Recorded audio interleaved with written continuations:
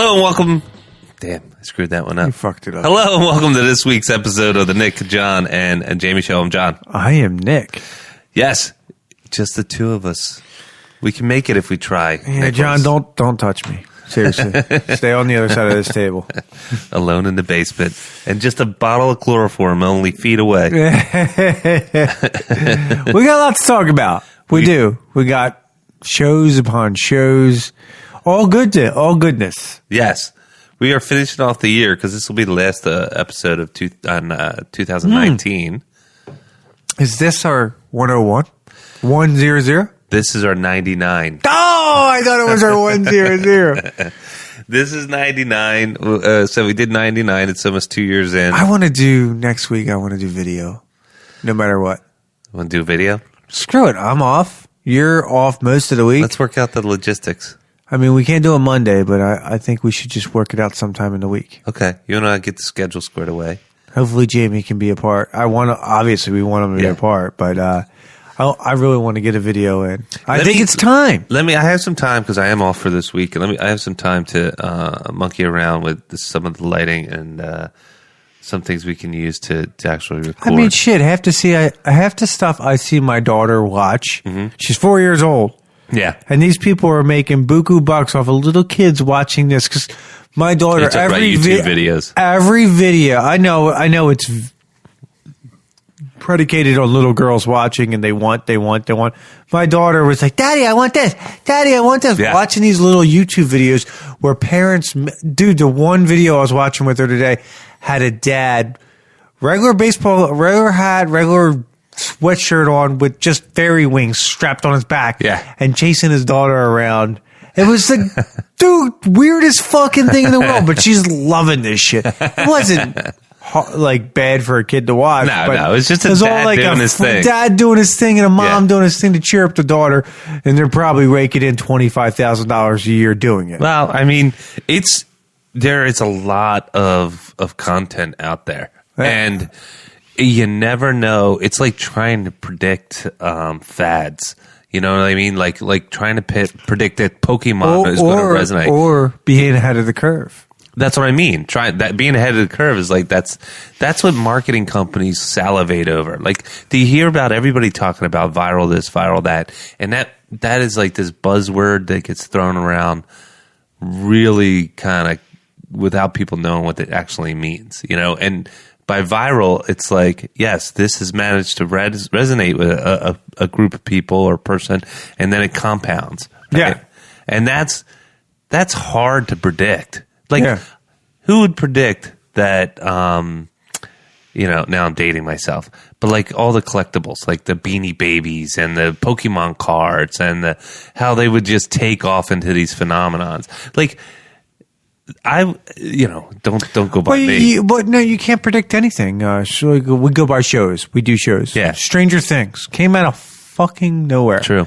Really did. It wasn't like a Star Wars. It's not a Marvel with a name brand behind it where it's probably going to be great. Yeah. Majority of the time. But Stranger Things came out of nowhere and had a phenomenal cast and has a real sci-fi twist to it, but it had an 80s genre, throwback. People really dug it and it blew up. Yeah. You know what I mean? Exactly. It's just, and the Mandalorian, the Baby Yoda, man, it's grabbing people because the damn thing is lovable and cute. Do you think, I heard that there was no merch out for Christmas holiday. By the way, this is December 27th. We're recording a couple days after Christmas. No, there was not but there was pre-orders. There's pre-orders. Oh, so they're ordering now? Oh, yeah. But you didn't get it for Christmas. No, but nobody knew it was going to be. Oh, what a... Again, we could go back. We can go on this about That's Disney. Again, what's going to resonate? Well, Disney just seems to fail completely when it comes to Star Wars. They have no idea what resonates with the fans. They are just so out of the loop with like Jon Favreau. That's a great point. They are, man. We talk about this all the time about I don't want to touch base. No, but you had a great. That's a great analogy, man. they missed on predicting that Baby Yoda would have been the toy smash of Christmas. Oh yeah, they could have made millions. Which is so telling of how they're handling the rest of the property. Right, exactly. Yeah. I mean, you look at the storyline of the last trilogy. If you take each individual movie, except the first one and the last one, if you just watch them individually, they're fine. Yes. But because you put the second one in the middle, they make no sense. Yeah. They just don't know what they're doing with the Star Wars property. Then you get all these with the Mandalorian. You got Jon Favreau. The last episode, Taika Waititi. I cannot say his name. Waititi, whatever the fuck his name is. He's a phenomenal director. Yeah. He directed the last one. Was awesome. Let's get into it, man. I mean, it was probably. Outside the first episode that totally grabbed me at the end, probably my favorite. Yeah. Because go ahead. Just so everybody knows, we're gonna totally throw down and recap the Mandalorian because today is again it's December 27th. It was Mandalorian comes out every Friday. This was the season finale. And Nick and I just sat down in my living room and we watched the last episode 8 of The Mandalorian. And we're gonna spoil a lot of stuff. I think just to get out of the gate, if you haven't seen it, we have 4 thumbs up. So there's 2 of us in the room right now. Well, not even that. Yeah, best Star Wars thing since the original trilogy. Oh shit! Come on. Like put it in that scope. Since the original trilogy, what has been better than this show? All the other movies, everything put together. Rogue One was pretty good. No, but for me, yeah, I know. This is what we do, though, right? They have the tidbits, the whole storyline of the Baby Yoda, which blew your mind the first episode, and what blew your mind at the last episode was the Darksaber. Mind fucking blown. Yes. And then also they had the little tidbits about how like stormtroopers can't shoot. Like in this episode, they had the 2 stormtroopers talking. Yeah. Like totally not grasping the situation because they're stormtroopers and they're morons. Didn't they just kill all the other guys? Well, yeah, that's why we keep our mouths shut. So we're the 8-episode series that came out. It came out, and it was probably why a ton of people subscribed to Disney Plus when it came out in November. It's the only reason why Disney Plus comes out in November, early November, probably second week. I think it's the second week in November it came out. Disney Plus subscription, Disney subscription. November service. 12th. There you go, November 12th, and that's when The Mandalorian hit. And I think a ton of people signed up for that show specifically. It's like when I got CBS All Access for Star Trek, only like 10 times, 200 times more. I had more enthusiasm as far as getting into the subscription. Oh my God. Right? And it really was. I cannot, So let's go back real quick. First episode we watched. Yeah. All right. We definitely talked about it because there is a Mandalorian episode out there. It set the tone, right? Dude, it did. Because you're following this guy and everybody's like, oh, Boba Fett was a Mandalorian, and Disney. I'll give them credit, or whoever decided to do this. Maybe it was Jon Favreau. Probably realized that this Boba Fett character, or at least the armor, was pretty badass on Boba Fett. I don't think the character himself is badass. I think the way the look, in the gear was pretty badass. And there already was a storyline, if you're into the Star Wars Rebels and Clone Wars cartoon, of Mandalore. Yes. So he's like, I'll grab this one. I'll cherry pick from this and I'll build a storyline. And it was fantastic, man. Yes. Absolutely fantastic. He had the right balance of story and fanfare without shoving it down your throat about the fanfare. If you're a fan, you'll pick up on these things. If you're not, you'll still enjoy the show. Yes. It's a very self-contained show. There's a ton of nods to the lure. There's to the canon. There's little like fan service, and we talked about this before. It's very lightweight. I got a theory. I just you got a theory? Real quick. Can I interrupt? Go for it, man. You remember a year ago I told you that there was this big meeting, secret door meeting with all the high Disney... Yeah, with the executives. What to do with Star Wars. And I was thinking about this earlier today, and then I was thinking about this just now since we found out who directed this last episode. And I can't say his name, so I'm not even going to try. Taika Waititi. Taika Waititi. Kuna Matata. Yeah. Anyway, I really think, and this is my belief, that under closed door wraps, and I don't think it will be announced for a while. This is just a theory. Yeah. I don't want people going back and saying, this is still going to happen. I think Feige really did, with this last promotion, did take over the Star Wars premise. Yeah. You see Favreau taking over the series. You see this blending of Marvel and DC. Right. Marvel, excuse me, sacrilege. Marvel and Star Wars. And I think he did with this last promotion. They just didn't announce the whole, because they don't want to lose face, right? Yeah. They don't want to lose the fact that they kept Catherine Kennedy in charge or whatever. There might be some kind of an agreement with Lucas when he sold it that she stay in charge, because she was already in charge for a time being. And now this maybe is a workaround, you know what I mean? Whatever. But you just getting the feel of Marvel, and then there already is a rumor out there, not a rumor, it's fact, that Feige is going to be taking over Star Wars a movie. A movie or two. That would be great. So I think he's already involved in the planning for the next stage. Mm-hmm.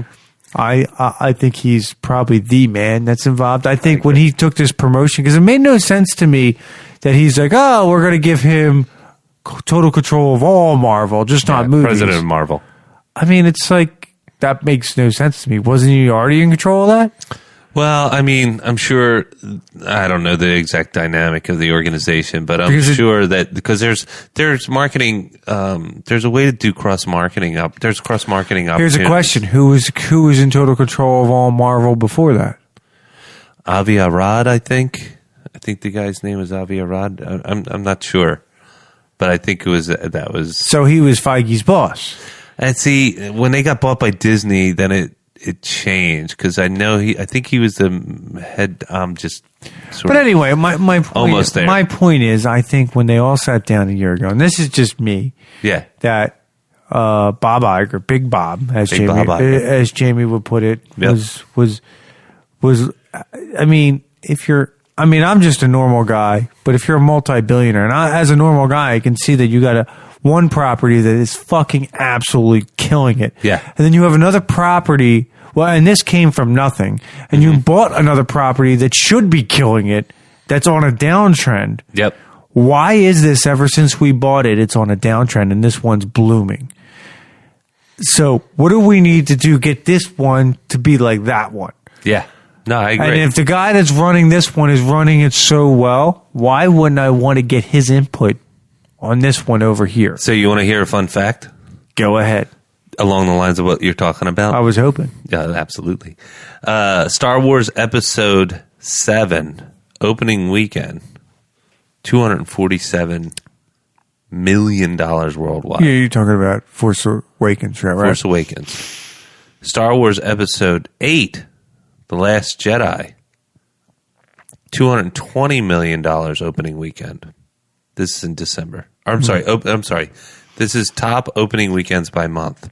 I just went with December because these are all released in December. Fine. And then Star Wars Episode 9, The Rise of Skywalker. 170? 177. Very good. It's on a downward trend, man. And why is that? Yeah. Like I was talking to our buddy Mark Tickner, and he hasn't even seen the movie yet. And that's sacrilegious for knowing what I know Mark. Yeah, I don't think Jamie's seen it either. And it goes to the point. It's just, it goes to the point. Mark said it today. He goes, after that last shit was made, The Last Jedi. The Last Jedi. Well, he called it something else, which was pretty funny, but I can't remember right now. But he says, we got to get him back on the show. We do. He just said he can't bring himself to do the opening weekend anymore, the opening night. Yeah. Because he's lost the trust. Disney's made him lose trust in Star Wars. Sure. So now they got to gain it back, because even this one, we talked about it. It was better than 8. Yes. But they were just trying to cover ground. That's not what you should shoot for. But they had to. Just better. It's better than the last movie. Yeah, that's not high praise. But the problem with it is they were already in 2/3 of the way through the trilogy. There's nothing they could do to fix it. There's nothing. I mean, looking back and after seeing all 3, I don't want to harp on this because we did this last week. Yeah, but it's relative. But there's nothing. I honestly, I mean, I could have tweaked the storyline if it was me a little bit, but you had to right the wrong that was The Last Jedi. And I was telling him on the phone, because he didn't see it yet, I said, he was like, made a comment, he almost wished they could just forget The Last Jedi. I said, and they pretty much did that with this movie. Yeah. They made 2 movies in one with this one. Yeah, pretty much. They did. Because it moved so fast. For 3 hours, it was nonstop. They took out the Star Destroyer thing. They gave the reason why. They gave a reason why what happened to Snoke. Why he was, he was a clone or whatever the fuck he was from Palpatine. Rey's parentage. So terrible. It was a mop-up film. Yeah, that's all it is. That's a great way to put it. It really was. It was a mop-up. They got JJ in and they said, JJ, he didn't want to do it. You need to be the cleaner. He didn't want to do it, and they probably made him an offer he couldn't refuse. And you need to do this. Yeah. I think his production company got bought too. $500 million. That's probably part of the deal. You know what I mean? Disney swung something, whatever, and he's just like, he made a movie. I would put money on this in 20 years. If he did an autobiography, he probably would say it's one of the least. He's probably one of the not proud of. Yeah, I would agree. I mean, it's bad because it ruins his reputation. Because I thought The Force Awakens, me and Mark both talked about it today, is a good movie. Yeah, I mean, yes, I get it. It has a lot of throwbacks to the first one, which everybody bitched about. But dude, it is a setup movie, and if fucking Rian Johnson didn't fuck the set after the setup up, it could have been a great launching pad. Now, I still believe they should have stuck with the main characters, and then after this trilogy was over, when you finish with the Skywalker line, stick with all 3 of them, all 3 major characters through all 3. Fucking A, man, and let it run out, and then you go to another trilogy. Yeah. With all new characters. But no, they fucked it all up. Yeah. And we've definitely felt the blowback. I mean, as far as like, this is one of those things where we're like, now you got to course correct. And I've talked to people who've said that they've really enjoyed this last movie. So have I. What I mean by blowback is like, I'll go and I'll be hard and I'll criticize it because it should have been better. It has every reason to be so much better than it was. But you know what? No, it doesn't. And you know why I say that is because the last movie before this screwed so much up. And for the fans, the critics fucking jizzed all over that last movie. They loved it. And which made no sense to me. We beat it with a dead horse. I don't want to go down that. But I don't think this movie could have been slightly better in some areas. But reality is they were just doing too much course correction. Yeah. I don't know how you were going to fix it. Jamie said months ago, he said, it's a really tall task, and I think it was monumental. I think it was an Everest type, or Olympus Mons type task. I don't think Steven Spielberg could have saved it. But here's the thing, right? And I know we're talking about The Mandalorian this week, but just to sort of put a bow on the whole Star Wars franchise as a whole. To put a bow on this, it's I would say, and it's all 2020 hindsight, right? But don't bring back Palpatine. Make Rey a legit heir to the throne. keep this. You keep the Kylo storyline, obviously, but and then I think there was a lot of things that could have been written in a way that didn't leave so many open questions. Well, I don't care about the open questions because that's always Star Wars, but I'm more about the cheats, the dyads. Yeah, that's what I mean. It's just shitty writing, and then exactly, and then bringing in Palpatine the way they did was wrong. Ugh. I don't mind them bringing in Palpatine, but they brought him in the fucking first opening. Plagueis is still in play. Yeah, you know what I mean? Yeah. If he's the puppeteer for this or the orchestration of all this, I don't understand why does Star Wars want to go against the obvious, which will make a Darth Plagueis. Snoke should have been Darth Plagueis from the fucking very beginning.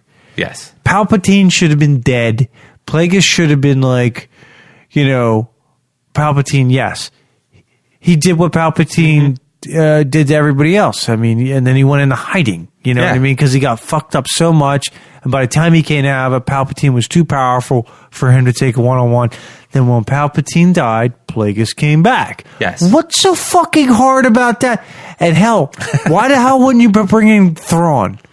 It's a great character. Thrawn, it would have been such a great and easy tie-in with hell, you could have brought Thrawn in this fucking trilogy. This one, if you were really going to go to Palpatine fucking thing that he was still alive and he created a dark fleet, why the fuck wouldn't you have Thrawn as the Admiral?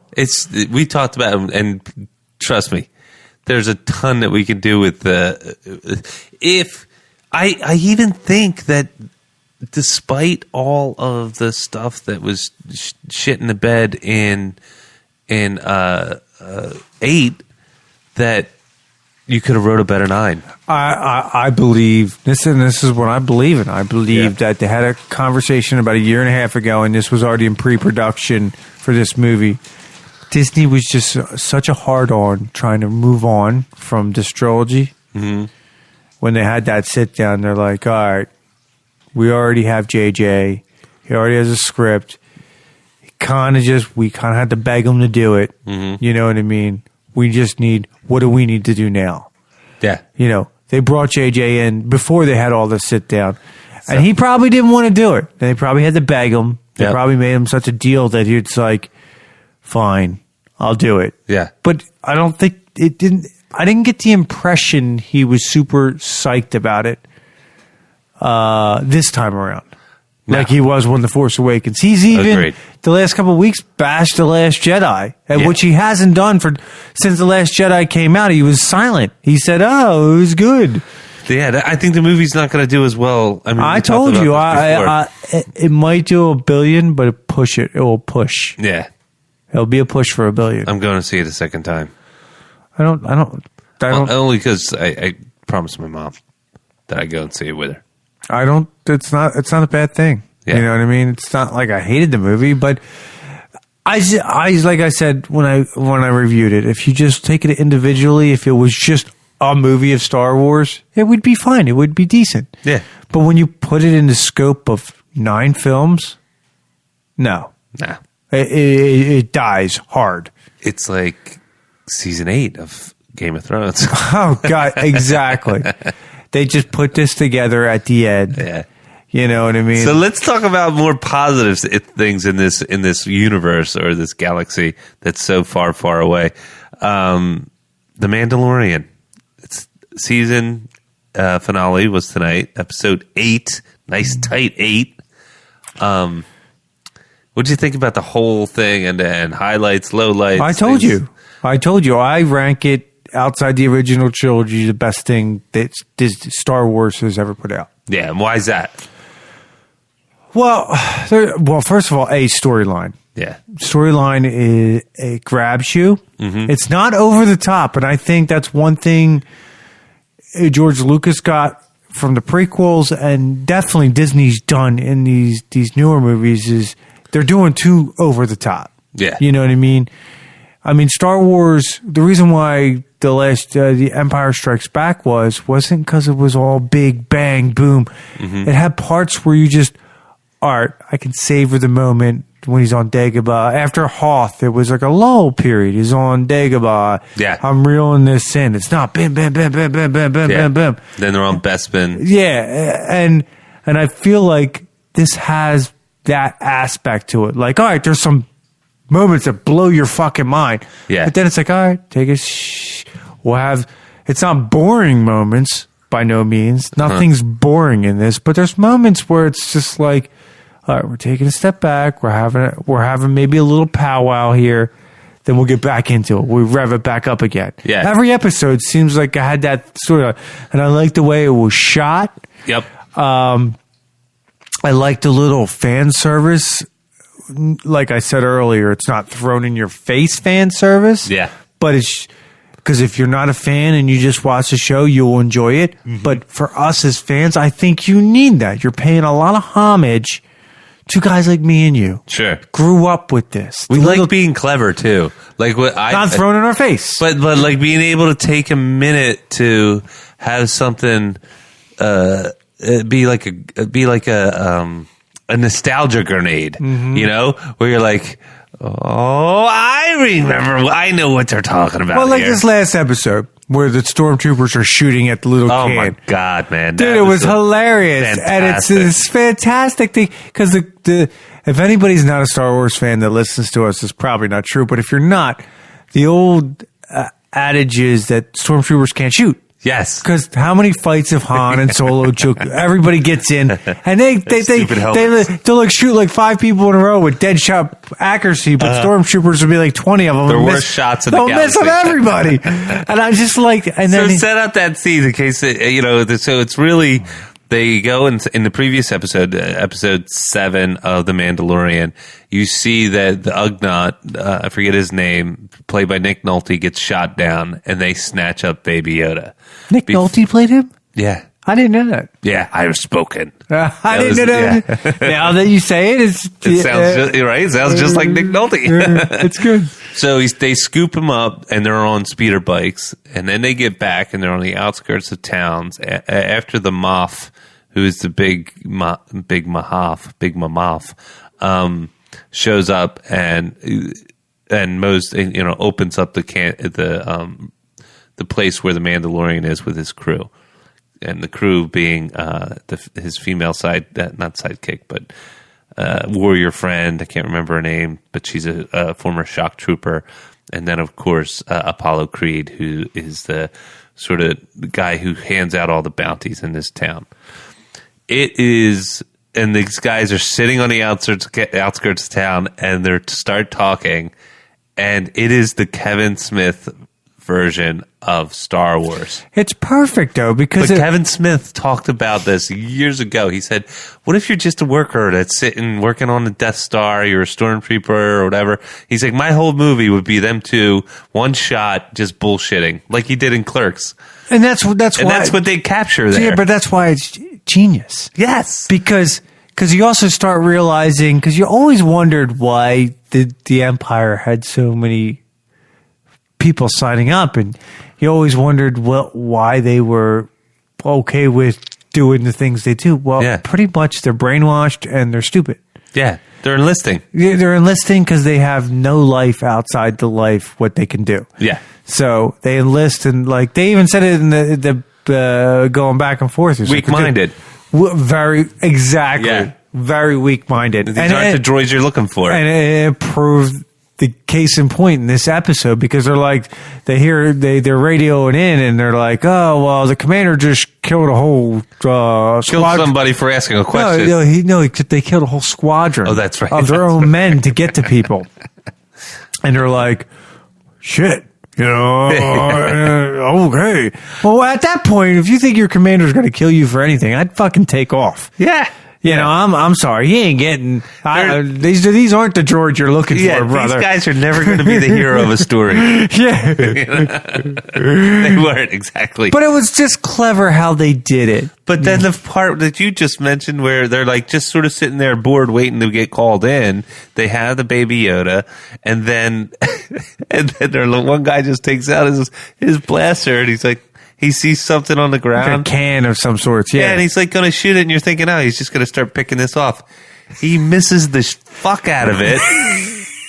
It plays into the stereotype. They both miss it. The one guy, the other guy's like blaming his gun because he's missing it. The other guy, starts taking a shot. He can't hit the damn thing either. And it was such juicy, delicious fan service.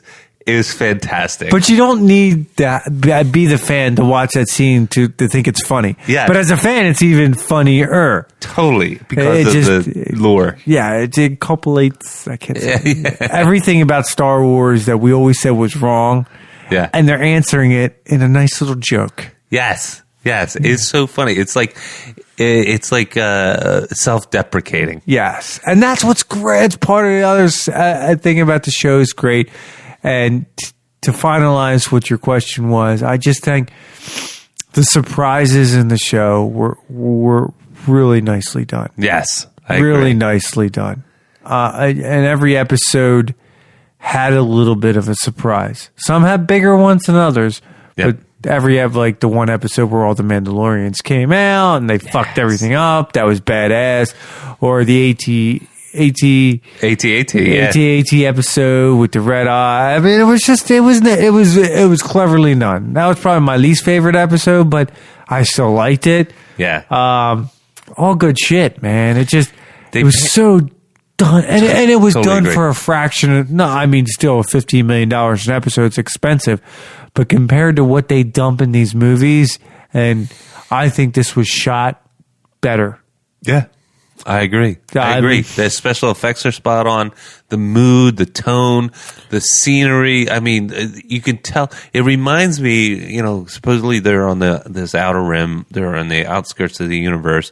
And he went to Tatooine in one episode. Yeah. Fuck, man. Give me a chubby and blow me now. Dude, that was just mind-blowing. Yes. When he locked in the coordinates. And then there's a callback at the end of this season, where he's like, now that we've eliminated all the scum and villainy, and you're like, oh, you just quoted Obi-Wan from the original Star Wars movie, and a lot of people, I know people are going to be like, oh, that's. I didn't even pick that up. That was good. That was a good pickup, right? But people get pissed off a little bit when there's too much fan service. Yeah, but if it's done right, like that's what when JJ did the first two Star Trek movies. Yes, perfect fan service. Exactly. He was awesome in it, and I was watching one of them the other day, and I almost even feel like he shot them better even than The Force Awakens, because I would agree. I thought The Force Awakens was a great movie, but I still think it was rushed. Yeah, I think Disney was so worried about capitalizing on their newfound toy, they didn't really think it through. Yeah, I would definitely agree with that. I mean, it's one of those things, and you see the contrast between The Mandalorian and the last three movies, and you're like, wow, I've been more tickled, more entertained, and more engaged, invested in the Mandalorian way more than I was in 7 and 8, or I'm sorry, 8 and 9, 7, even 7. I'm sorry. The only reason why I was hyped up about 7 is because you were going to see Han Solo again. Dude, I did little claps when I saw all the old cast. Yeah. I was like giddy, like a little schoolboy. And that, again, we go back to it. I think that's where Disney really missed the boat. Yeah, they probably could have made. I'm serious, being serious about this. If they made it with the original cast, probably close to like $8 or $9 billion easily for all three. Put them all together. Yeah, and now this one's you're probably only going to get maybe 4.5, 5. Well, 1.3 for the highest grossing one. That was the first one. No, the one it did 2. Did it? It did 2. Okay. After all said and done, it did 2. The last one did 1.3. Okay, that's what I'm and thinking. then this one will probably do around 1. Gotcha. Yeah. So that makes sense. I mean, this is just my opinion. I think if they did the original cast and did it right and ended it appropriately, they probably would have got 8 or 9. Shit. I'm believing because I think everyone, it would have been mind blowing. First of all, I don't even mind the way they did it where they didn't have Luke in the first one. You were lead into Luke. Yeah. I still think they should have That's done. the Han Solo movie. Yeah, but I still think they should have done more with Leia and Han in that, and then not have rushed it as much. They rushed through it, but rushed to get to Luke. Yeah, fine. Yeah. Then have Luke in 8 and 9, and have Luke ended appropriately with him doing something spectacular to save the day and dying in the end. Would have been, dude. It's just come on. No, come you're on. right. But you got me thinking. I was thinking about how much they invested in the Mandalorian, in the fact, and they stayed consistent that this is only 5+ years after 6 years after the fall of the Empire. Yep. And so Ray's like, but it's a not even born yet. But it's a but it's a world that they're sticking to. They're saying there are some factions of the Empire that are still out there. There is yes, we have the Republic now, but it's like if you go into an insurgency, like if you go into like Middle East and you go and we as a world power, we lay waste to, dethroning Saddam Hussein and taking over Iraq. 18 years. That place was still way volatile, and they were reconstructing. Yeah, I know, and you're talking about a galaxy. You're talking about a whole galaxy of upheaval, and it doesn't mean it's all going to be perfect and primrose because they've destroyed the. There's a Emperor. power vacuum. There's a major power vacuum. Even if the Republic comes in, obviously, first of all, the Empire didn't control a lot of the Outer Rim, most of it, but not. There's still some of it that the Empire didn't control. Yeah. So the Outer Rim was going to be for the New Republic the last place. But what I'm saying is I know what you're saying. They're committing to that, right? And if you go look at 7, 8, and 9, right? You're like, wow, what's really going on? It's like this very surface layer. There's not a lot of depth to why people are who they are. Yeah, and I was thinking about this today because somebody brought up, me and Mark were talking about how the one thing I did like about the Phantom Menace, besides the end scene, was I liked the will of the Force. I didn't care about the Mandalorian thing, but I also liked the fact that the Force has. There's a reason where the Force wants to go with everything. And I really think they didn't even go into this trilogy. No. I just felt that was a miscue. Yeah. No, it's definitely a missed opportunity for sure. I think, I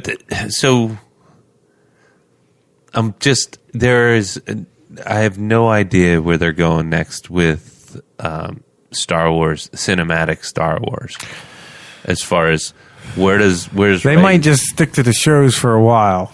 It might be the best play, right? So if we look at what I think we're both on the same page. We're thrilled to death with the Mandalorian. We love the world that they're creating. We love that there's opportunities for there to be Marvel-esque crossovers, because it's like you could see a Luke Skywalker. See, wouldn't that? I was thinking about that tonight. Right? How bad would that be? Not even a Luke Skywalker. Fuck it, just hint at Luke. Dude. Have his name brought up in a conversation, and I would get it chubby. Right? You could have a Luke Skywalker. They could reboot this series or the trilogy. The trilogy. Through the TV. They could. William Shatner was not Chris Pine. Yeah. So why can't there be a new Luke Skywalker where we go right up until Last Jedi? Or fuck it, man. Just it's a reboot opportunity, man. That's what I mean. Fuck it. Don't reboot the original trilogy. Because I was telling Mark that somebody wrote that they wanted to reboot all Star Wars. But using this show as a launching pad where you can reboot, hence almost cancel out the last three. Fuck yeah, man. fuck it, I'm in. Right? That would be amazing. And if they keep going on that path, man, I'd spend fucking $30 a month for this fucking shit. Exactly. This show was awesome. I would spend $30 a month for Disney Plus to watch this fucking show. Who would? Hell yeah, dude. Who wouldn't watch? We're already in for Kenobi. We're already in. This one's supposed to. The second season's supposed to come out next fall. For this one. Yes. That was right. That was Kenobi comes out 2021. Yes, which is weird. Like, well, I think Kenobi is. It's gonna be a little trickier. Yeah. Because Mandalorian, you're gonna outside the timeline. You're really like in the heart of this. Yeah, they could go hard with this time in between. Bring in a new cast to take over the old characters. There's a ton of comics and books and things like that they could lean on as far as canon. And then just sort of recreate this universe. It's just... make up for all that time in between. We just said this on the last podcast where we were just like, if we had a magic wand, what would we wish for, as far as this property? And we were like saying, oh, yeah, go back to, late 90s, early 2000s, and, basically when the prequels were coming in, and take up that cast and have them do it. I might be able to do that anyway. I just think this. Well, back to the original. This is well done, man. Yeah. How would you rank this? Even with all Star Wars you've ever seen, watched, where would you put this? Well, 1, 2, and 3 set the stage, right? So they're always going to be the crowning jewels. Well, not 1, 2, and 3, 4, 5, and 6. They're always going to be crowning jewels. Then I would say. After that, it's going to be probably Rogue One, then Mandalorian. You really dug Rogue One that much? Only because it's a more complete story. And it's a very teeny weeny tiny gripe about the Mandalorian is that some of the episodes teetered on. Doesn't matter if this even happened or not. Like which one? Like the AT-AT? The AT-AT one, and even the heist one. The AT-AT needed to happen, though, because he needed to meet her. True. So that had to happen. True. The heist one, okay, I could see your point. I could see your point that it probably didn't need to happen. But I thought it was a really good episode. I loved it. And that's, like I said, it is a tiny gripe and a minuscule one to boot. Whereas if I looked at Rogue One, it's pretty well fleshed out from beginning to end. And it's grander scale, too. Well, I'll say this about Rogue One. It's shot how the 789 should be shot. Yes. It's not as fast paced. They don't. I can't get back to that enough. Mm-hmm. Everybody thinks Empire is great because of the at the end where Luke, I'm your father, which is great. But it's also great because it doesn't feel like the movie's being rushed down your throat. True. There's a good pace. There's a good pace to it. I don't need. A running pace. I can have a little running pace, a slight jog, a fast walk. Then build it up again. I mean, you know where I'm going with that. You know what I mean? Even the original Star Wars had it didn't jump right in your throat in the beginning. I mean, it started on a desert planet with 2 droids. Yeah. And you had Jawas, and it was like, all right, this is kind of cool. And you had to, whatever. And it kind of picked up when they got to the Death Star, but it was nothing jumping down your fucking throat. Yeah. You know what I mean? It is a good pace for sure. Yeah. I just think these movies that Disney's throwing at you, they're all fucking running a marathon. Yeah. And it also goes with the timeline. Force Awakens starts a year and a half later. It's over. Yeah. I mean, really? I mean, maybe even less than that. I don't really know how long the timeline is in Force Awakens, but I know Force Awakens and Last Jedi are like right after each other. It starts up right after each other, and she was only on the rock for like a fucking week. Yeah, with that's Luke. interesting that you said that, though, because if you think about The Mandalorian, right? If you were to make a movie out of that, there are about 40-minute episodes, give or take. So say 40 minutes, 8 episodes, that's 320 minutes. It's like 2 solid movies. Exactly. Yeah.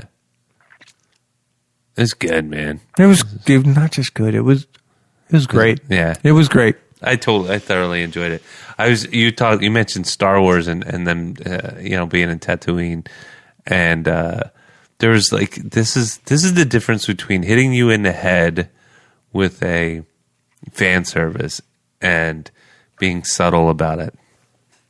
Episode 1, he goes to the planet to go find Baby Yoda. Before he meets the Ugnaught with the Bergs or Borgs or whatever those things are, Blurgs. The Mandalorian's got he's looking through binoculars. And he's looking and he's scanning, and then... By the way, those binoculars were from other movies. Exactly. And then up in his binocular view, is a blurg that runs him down. Yeah. It's such a nod to the Tusken Raiders. Yep. With Luke. Then you're like, oh, that was clever. Yeah. That's subtle. It's like, it's cool. That's the part that makes me giggle inside. And that's seeing this show has given me the first hope I've had since Disney's taken it over. Yes, I agree. We have a new hope. Yes. Yeah, we do. And we're loving the fact that there all this commingling of Marvel talent with Star Wars properties. Yes, they know what they're doing, man. Just let them take over. Yeah. I'll even go as far as saying this, and I love JJ, but I think JJ's better suited not for a... He's not good at, Jamie will even say it, ending a story. He's good at starting a story and maybe even filling in gaps in stories or refreshing a story, but he's not good in creating a story and ending it. Yeah, I mean... He did a decent job with Star Trek, for sure. But he already had the blueprint for that. He didn't really have to do too much. I don't know. JJ is good. He's good.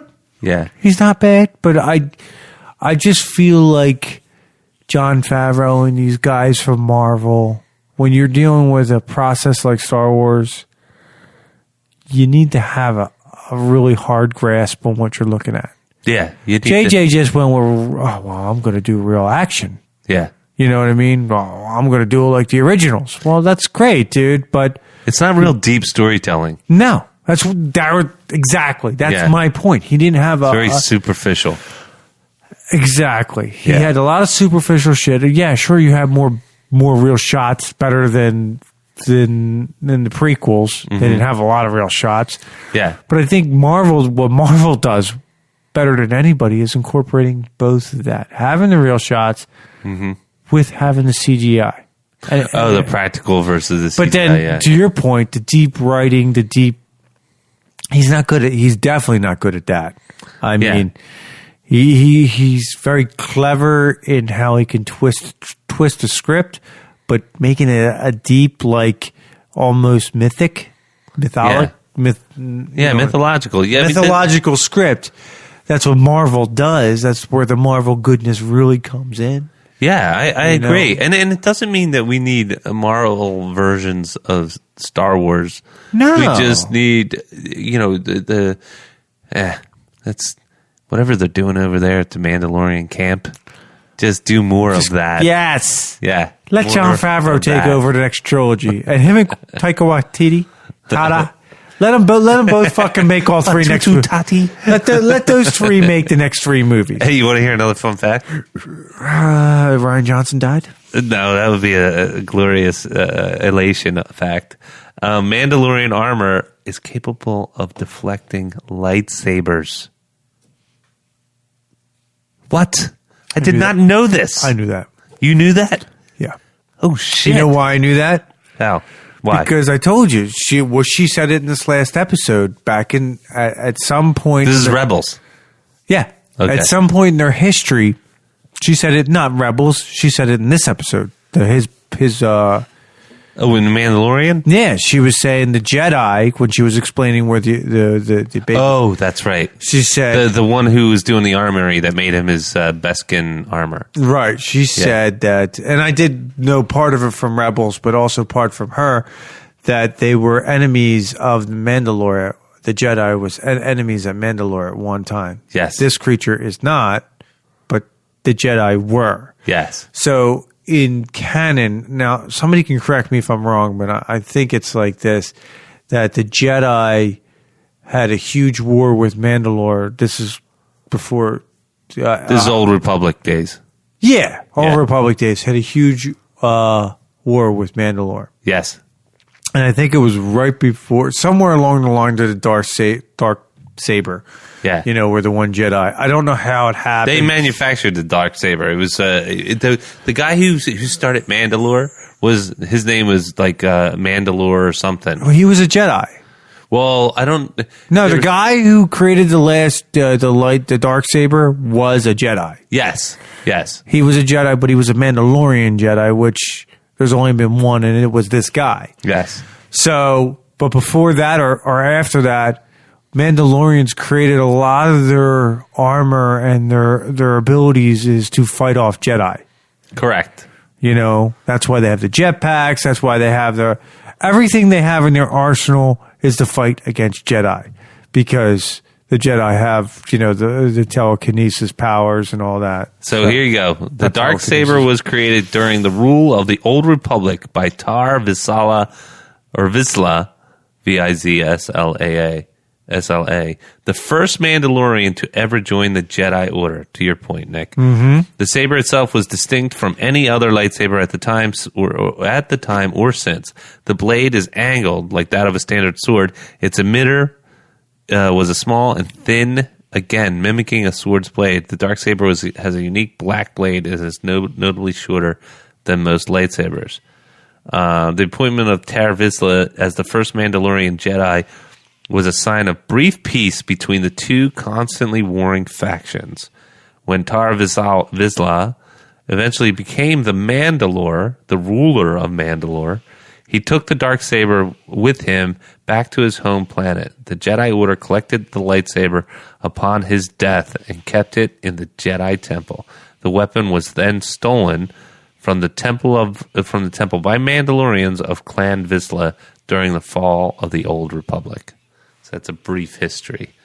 Yeah, it was something along those. So, but given that brief history, one of the big, you talked about, they always have these little, gooches or these little moments where you're like, oh shit, I didn't see that coming. And in this episode, last episode, spoiler, of The Mandalorian, episode 8, he downs Moff Gideon, this badass that's from his past, who knows his real name and everything. And when his TIE fighter goes down, after the Mandalorian and Baby Yoda, again, spoilers, escape, leave the planet. Crashes on planet. Doesn't blow up. It doesn't blow up, of course. So then there's the Jawas. They come up trying to steal all the... Taking them clean, right? Taking them clean. You see almost like something cutting its way out of this armor. Yes. Out of the hull of the TIE fighter. And it's the guy with the dark saber, and it's just like, oh fuck, right, dude, good stuff. It's mind blown. Boosh. We was like, and that's the stuff that really makes this every episode of this really kind of precious, because they have little nuggets like that. And I will say this: shame on my stepson, because he wanted to be on the show, but then he bailed out because his best friend wanted to come over and do a sleepover, and all he ever talks about is this dark saber. Man, we got done watching the movie because he was with us when we watched episode 9. He was all about talking about the dark saber on the ride home. And that's, you know what though? That's a good time. Like, it was the two of us and the boys, and you had that chatter going on the way home. Yeah. That's the way I feel like this podcast is. This is the car ride home. Yeah. You know? Anyway, I digress. So, obviously we dug The Mandalorian. we're really, really stoked that it's going to be coming out next. Season 2 will be released in fall of 2020. And totally stoked about the whole series. Anything else you want to add before we close up shop there, Nicholas? No, nothing right now, man. And Pedro Pascal, he's like all over the place right now. He's like, he got paid a lot of money for showing his face. What, for 2 seconds? Yes. Mandalorian, Wonder Woman 1984. He was in The Kingsman. He's awesome. He's everything. And he's a Viper. Got his head busted. Yeah, the Oberon of Martell. Yes. Damn, you knew the name. Shit. Well, I cheated. I took notes. All right. Well, thank you, everybody, for joining us for this week's episode of the Nick, John, and Jamie Show. We're on all the social media, so if you want to follow us, just follow us at NJJ Show. And we're also on all different platforms. So whatever platform you're listening to us now, subscribe and like and maybe write a kind review. Thanks again, everybody, and have an amazing week.